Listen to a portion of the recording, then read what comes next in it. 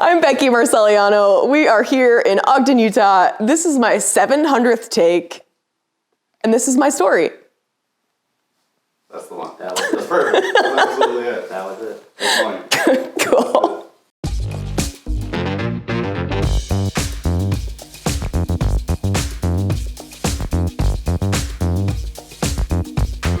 I got very excited about a cute bearded man on the trail that I fell down.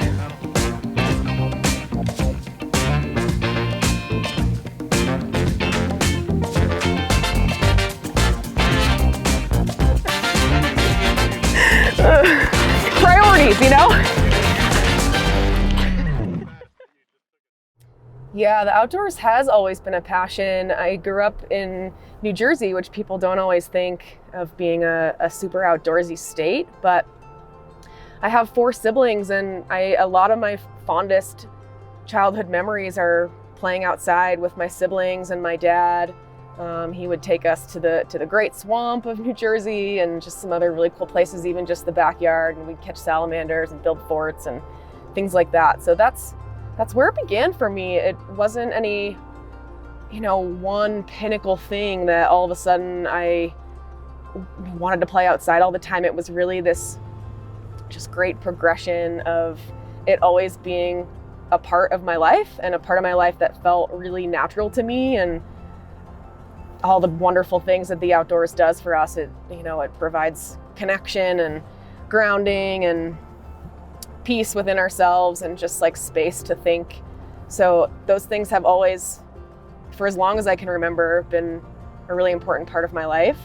I kind of found bikes at a young age too. I remember coming home from school or a Saturday morning and just going for a bike ride around the neighborhood, like, Mom, I'll see you in an hour. And I would just go, and that was a really special time for me as well. And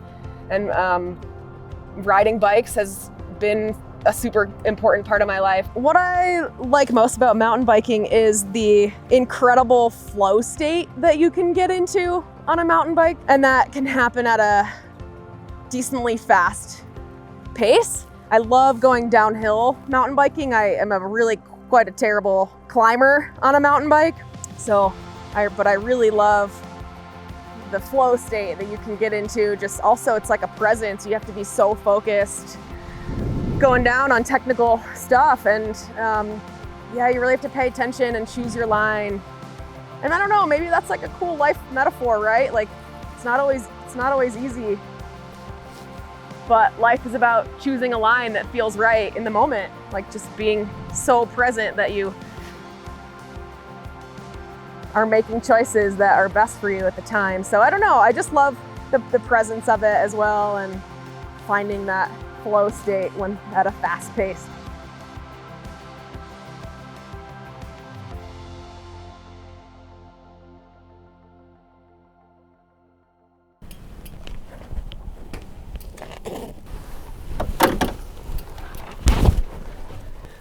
Ta-da! We're in. So my formal education is in environmental science and fine arts, and when I was at college age, those were my 2 passions. And then I started taking art classes in college, just like I had done in high school, and really, through passion, just kept taking more and more of them, to the point where I realized I could get a degree in art as well. And so that's what I did. I started actually with the passion for photography, but landed much more in the painting and drawing realm. That spoke a little bit more to me. I felt like I had more unique skills in that medium. So I did a lot of that. And then when I graduated from college, I decided to teach. I felt like that was a good, stable career, that I went into it really wanting to help people, kids, how to think creatively and think outside the box. And I am a firm believer that art is a whole big toolbox of life skills. It's like sequencing and connecting the dots and critical thinking and understanding how to, take that watercolor palette and turn it into whatever you want. There's so much like cool process in the mind that happens through art. So I just wanted to help students see that and understand that, and therefore build up that repertoire of life skills that comes from that. So it was a really cool chapter of my life that I'm thankful for. I learned a lot. And then after 6 years, I decided that maybe that wasn't my forever career. So throughout teaching in college, I had been working a lot of seasonal outdoor jobs in gear shops and teaching environmental ed in the summers and guiding wilderness trips. So it was kind of a natural progression to get into the outdoor industry full time, but I really had no idea what that would look like or where my skill sets would take me. I wasn't really super confident that I had a skill set that would align like super well with any one type of job or position. But I just went for it, and I landed a pretty darn entry-level job at Deuter Backpacks. That's when I realized that maybe marketing was my jam. Like, it was kind of the creative side of business, and so why not turn that into a career? So then I just set out to learn as much as I could about it. I mean, I literally to this day have never ever taken a single business class in my life, for better or worse, but I think a lot of times people get hung up on formal education and where that'll take them. And I guess my point here is that you don't always need it. It's just about finding the resources around you and talking to people and networking and finding your way through a lot of like hustle and heart. So that's what I did. And then I was at Deuter for a handful of years, and by the time I left, I was managing the whole marketing department, had this really amazing little team, and it just felt like an incredible foundation for me to start in the industry. So after an incredible foundation at Deuter, I got a phone call from a recruiter for this incredible job at Salomon, and one thing led to the next, and I got the job and I moved to Utah, and it was such a cool next step in my career. I feel like it's the perfect balance of me contributing a lot to the brand and also still absorbing a lot from the super intelligent team of folks around me. So it's an awesome balance.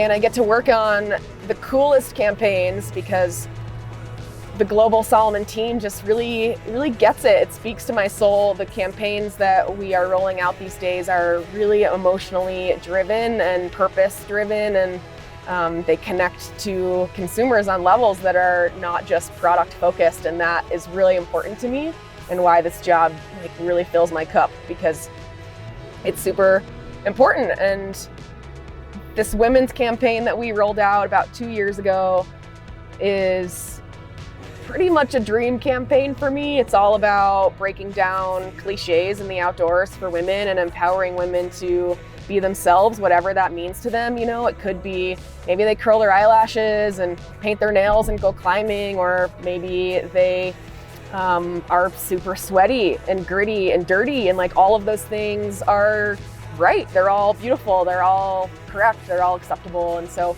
it really is empowering women to be their best selves in nature. So I love that. It's something that is really inspiring to me and empowering for me, and I love being able to use the brand voice and my creativity behind the scenes to really help drive that message forward. Advice for anyone trying to get into the outdoor industry or just trying to succeed at life, the best way to do it is to build other people around you and trust that in itself, in return, it will build yourself as well.